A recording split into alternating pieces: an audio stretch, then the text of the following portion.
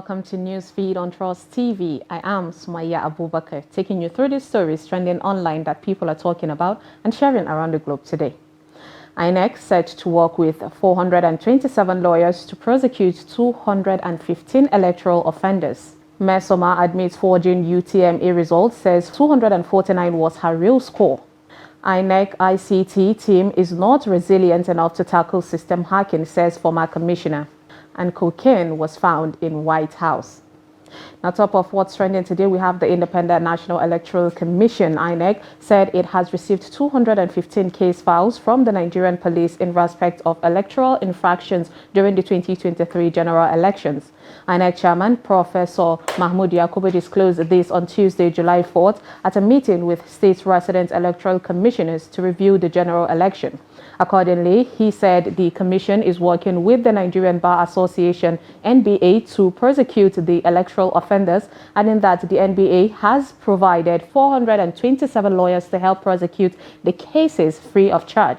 Yakubu also added that the commission has received the police report in the suspended Adamawa Rec Yunusa Ari, saying INEC will soon take appropriate actions on him. In his words, we are looking at the activities of all actors involved in the election, including some of our high-ranking officials. I can confirm that the police concluded its investigation of the conduct of our resident electoral commissioner in Adamawa State and submitted the case file to us. Appropriate action will be taken in a matter of days and Nigerians will be fully informed. I can also confirm that we have received 215 case files from the Nigerian police following the arrest and the conclusion of investigation into electoral offences arising from the 2023 general election. A netizen commented 427 lawyers, and yet they couldn't upload the election results on their portal. A lady said they should just get a field because courtroom can't contain them. See people that we are supposed to be suing. A guy said, so 427 lawyers and 215 offenders go enter court. Where will the judge sit? Next on what's trending, we have Mesoma Ejikeme, the Anambra State student who was accused of manually inflating her 2023 UTME results by the Joint Admissions and Matriculation Board, JAM, has admitted forging the results showing 362 score. Speaking during an interview on Channels TV on Wednesday, 5th July, Ms. Ejikeme confirmed that she received an automated text message from JAM indicating that her score was 249. Recall that the examination body, through its spokesperson, Fabian Benjamin, on Sunday accused the student of forging her result, but the teenager insisted that her score was 362. On Tuesday, 4th July, the board reaffirmed its position that the results being paraded by the candidate was patently fake, noting that her real score is 249. The board subsequently withdrew her results and barred her from writing the examination for the next 3 years. A netizen said 6 times she sent message through her registered line to JAM portal. 6 times it came back as 246. Airtel confirmed document. Somebody is lying somewhere and it is not JAM. Another said, this girl is so smart, she deceived all of us. A lady said the result was actually forged. Even the SMS looks like what she sent to herself because it's on sender's side, not receiver's side. But then we are too emotional in this country. Next on what's trending, we have a former National Commissioner of the Independent National Electoral Commission, INEC, Mustafa Leki, has said that the Commission's Information Communication Technology, ICT unit, are not competent enough to tackle any technological disruption in their system.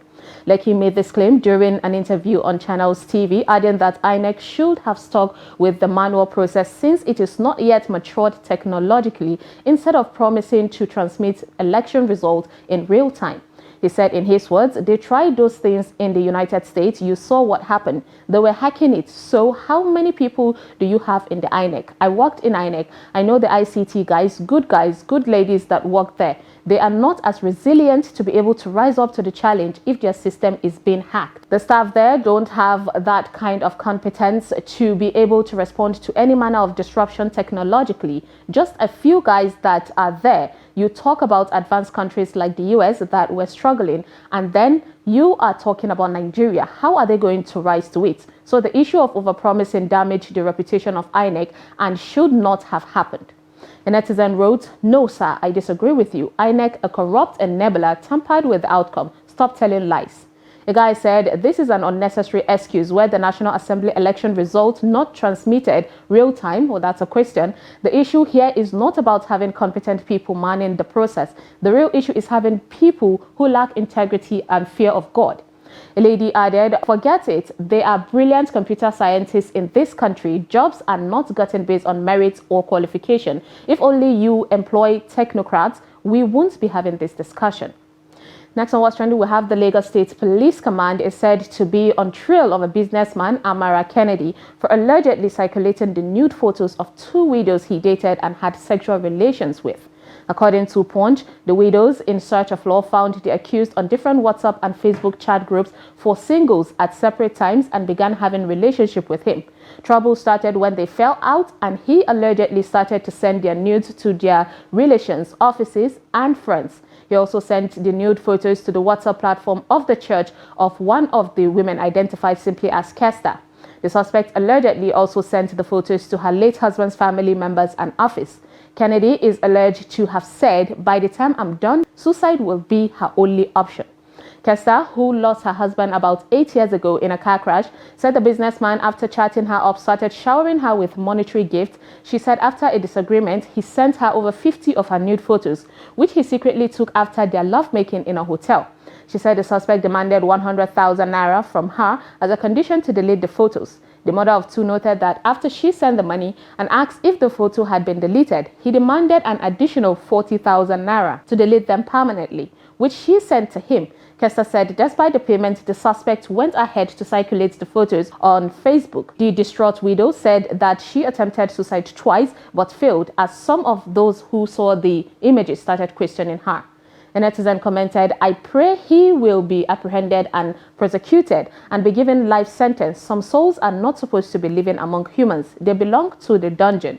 Someone said, truly, looks can be deceptive. Anyone who sees the guy in suit will think he is decent and reasonable enough, but see animalistic behavior and gluttony in him. Police need to get him arrested, prosecute him speedily, and make a good example of him publicly. And a lady said, he go pay damages tire, sell him family land. They think law doesn't work in Nigeria. Now let's take a short break, and when we come back, you will see what happened to someone attempting to break a world record. Stay tuned.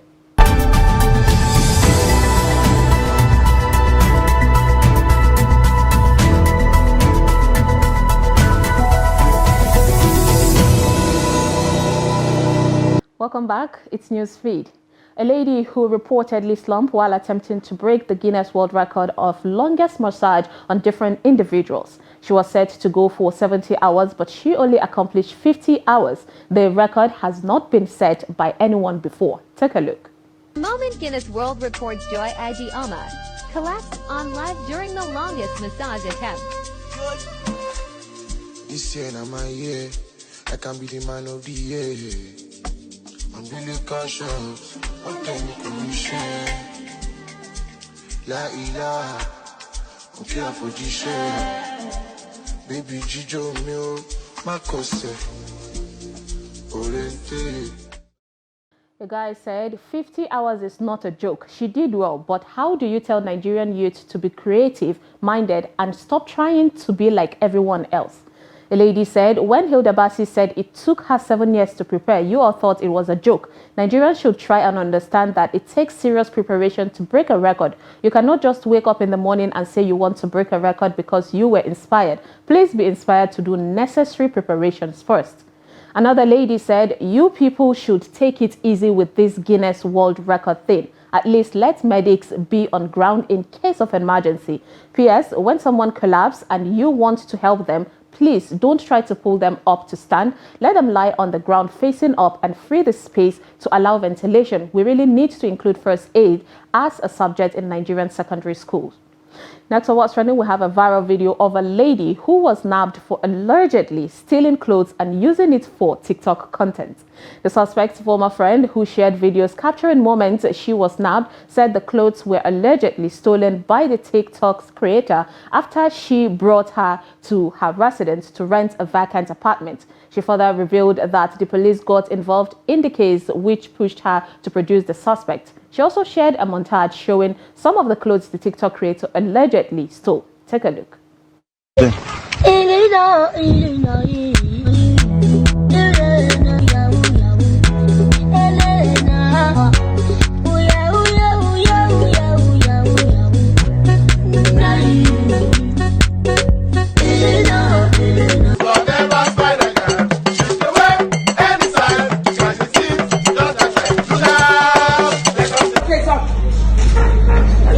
Smile, John, smile. Smile. The man is smile. Make sure say you get to them.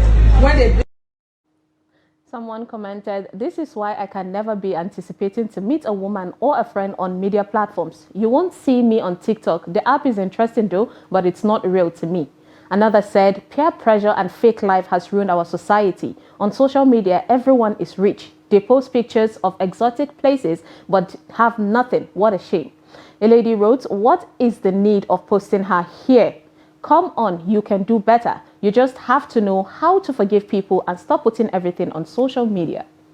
Next on what's trending is a white substance that sparked an emergency evacuation at the White House on Sunday night, July 2nd, has been discovered to be cocaine following a test that was carried out. The powder was found in a publicly accessible area of the West Wing on Sunday evening and prompted a brief evacuation of the complex. President Joe Biden was not present at the time as he was enjoying a weekend retreat at Camp David.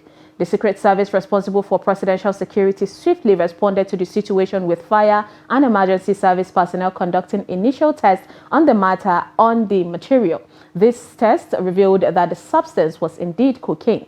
Authorities are now trying to determine how the substance got into the White House after a Secret Service agent found the powder during a routine sweep of the premises. First son Hunter Biden, 53, who has acknowledged a prior addiction to crack cocaine, was on the White House grounds on Friday, June 30th, before heading off to Camp David with his father for the holiday weekend. They returned to Washington Tuesday morning. In his memoir, Beautiful Things, Hunter detailed his years-long battle with cocaine addiction, which he said intensified after the death of his brother Bill in 2015. A netizen said, "This is why they are just legalizing rubbish." A guy said, "Pablo Escobar extends his business to White House." And someone added, "Government that legalize gay, waiting remain again." Lastly, onto a funny video of a little boy who understands the importance of an ecosystem. Take a look.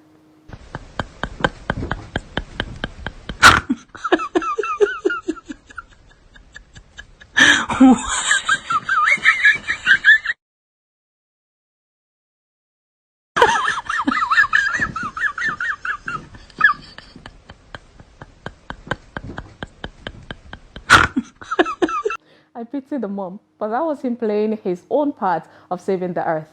And that is all on Newsfeed today on Trust TV. Follow us and subscribe to all our social media platforms: Facebook, YouTube, Instagram, and Twitter. Bye.